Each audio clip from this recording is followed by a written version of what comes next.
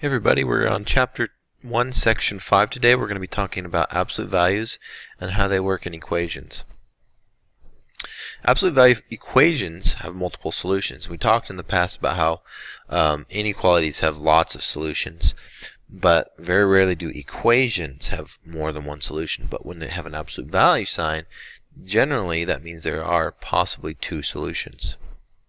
For example, if I have the absolute value of x being 5, think about what you can plug in for x to make that true. You could plug in 5, and the absolute value of 5 becomes 5, or you could plug in negative 5, and if you plug that in, the absolute value becomes 5. So there are two solutions. It could be either 5 or negative 5. If we think about a not more difficult, but a more involved problem like x minus 1 equals 5, thinking about what x can be, you could plug in 6, because 6 minus 1 is 5, and the absolute value of that is 5. Or how else could you get a negative 5 in there as a result? If you started with a negative 4, because negative 4 minus 1 is negative 5, and the absolute value of negative 5 is 5. So x could be 6 or negative 4 in that problem. If I made it even more involved by making more stuff inside the absolute value sign, like 2x minus 1, I could think, okay, 2 times 2 is 4 minus 1, that's 3, so 2 wouldn't work. 2 times 3 is 6 minus 1, 3 would work. And then maybe you could think about the negative. 2 times negative 2 is negative 4 minus 1 is negative 5, and the absolute value of negative 5 is 5. So x could be 3 or negative 2. How can we find that without guessing checking or just plugging numbers in? Here's how we do it.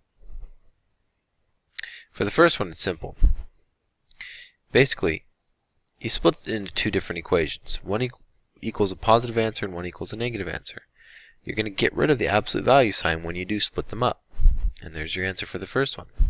When we're looking at absolute value of x minus 1 equals 5, we split it up into two different equations. X minus 1 equals positive 5, and x minus 1 equals negative 5. Notice how each time you're going to have equals a positive number and equals that negative number. So you're going to take this, one's positive, one's negative. One's positive, one's negative. Just drop the absolute value signs and then solve. So x is 6 and negative 4. When you get absolute value of 2x minus 1 equals 5, you got equals 5 and negative 5. Add 1 to each side, divide by 2, and you get what we figured out earlier, which is the answer is 3 and negative 2. So you try this one. Try to solve for x. There's going to be possibly two solutions, so you need to find both.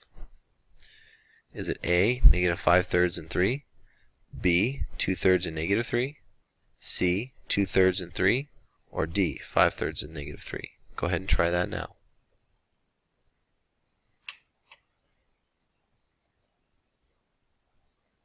Okay. Moving on to solving multi-step absolute value equations. If we're going to solve a problem where there's more stuff than just the absolute value sign and what's inside of it, like we're multiplying 3 times the absolute value of this, minus 5 equals 10, what you need to do first is you need to get rid of all the stuff that's not in the absolute value sign, or you must isolate the absolute value and everything within it. So in order to do that, I think I dropped my 3 here.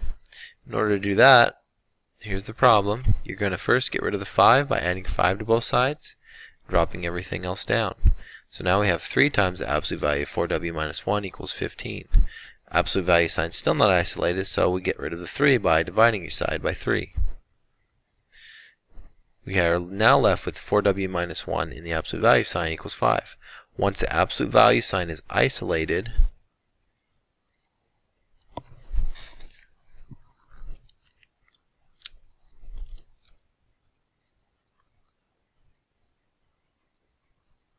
then we can start splitting it up and solving it the way we know how. And then we get our answers.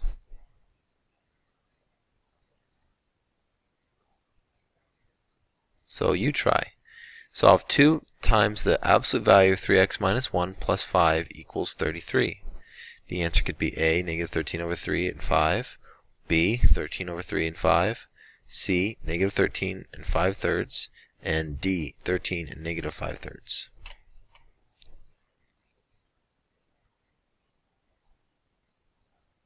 Okay, for more problems like that, you'll be doing page 36, numbers 4, 7, 8, and 9. Good luck.